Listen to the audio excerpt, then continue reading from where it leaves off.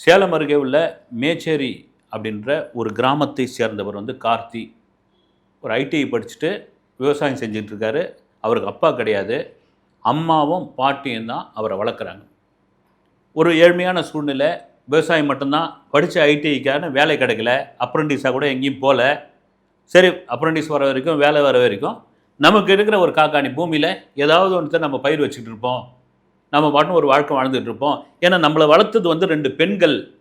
அம்மாவும் பாட்டியும் வளர்த்த அவங்களுடைய வளர்ப்பு அதுக்கு நம்ம கரெக்டாக ஒழுக்கமாக இருந்துக்கணும்னு அவர் பாட்டுன்னு அந்த வேலையில் இது பண்ணிக்கிட்டே இருக்கார்.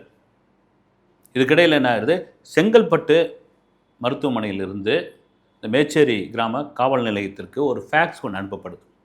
அந்த ஃபேக்ஸில் இருக்கிற செய்தி என்னென்னா, அந்த ஊடகத்தில் சொல்லியிருக்குது தான், இது மாதிரி ஒரு பிரசவத்திற்காக எங்கள் மருத்துவமனையில் ஒரு 17 வயது சிறுமி வந்தாங்க. இப்போ வயசு 17 அப்படின்பொழுது கல்யாணம் திருமணம் ஆகலை. இந்த இந்த குழந்தைக்கு தகப்பன் யார், இதுக்கு யார் இதற்கான காரணம் அப்படின்னு கேட்டபொழுது, உங்கள் ஊரை சேர்ந்த கார்த்தி என்ற பெயரை இந்த இந்த சிறுமி சொல்லியிருக்காங்க. அவர் மீது நீங்கள் உரிய நடவடிக்கைலாம், இல்லைன்னா அவர் மீது நீங்கள் விசாரணை தொடரலாம் அப்படின்னு அங்கேருந்து அனுப்புகிறாங்க. போலீஸ் விசாரிக்கிறாங்க. விசாரிச்சு ஒரு பெரிய அதிர்ச்சி ஆகுது கார்த்திக்கு.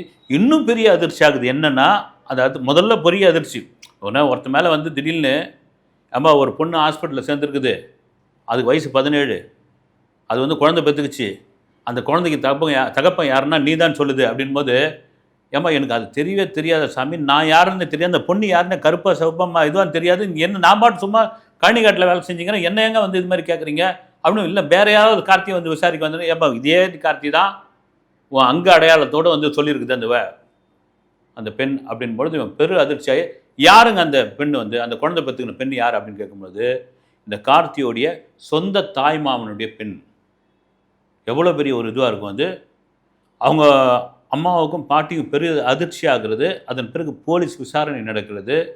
விசாரணையில் அந்த பெண்ணு உறுதியாக, என் மாமன் தான் இதுக்கு காரணம், அவன் குழந்தை தான் இது, நாங்கள் 2 பேரும் தான் சேர்ந்து இருந்தோம் அப்படின்போது, கார்த்தியால் ஒன்றுமே எவ்வளோ சொல்லி பார்த்தோம் கேட்கல.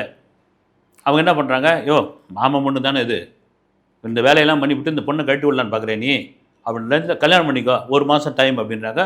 இதில் உறுதியாக இருக்க, செய்யாத தப்புக்கு யாருங்க, எவனோ தப்பு பண்ணியிருக்கிறான், என் மேலே எங்கே பழிய போகிறீங்க, அந்த பொண்ணு பழியை போடுது அப்படின்னா அதை கேட்கல, ஒத்துக்கல, இங்கே தான் தீர விசாரிப்பது மெய் அப்படின்ற ஒரு விஷயம் வருது. அப்போ அந்த 1 மாத காலம் ஆன பிறகு திரும்பவும் அது அந்த அந்த விஷயத்துலேருந்து நான் அதுவும் இருக்கல, பண்ணாத தப்புக்கு எப்படி, அதுவும் இது பெரிய விஷயம்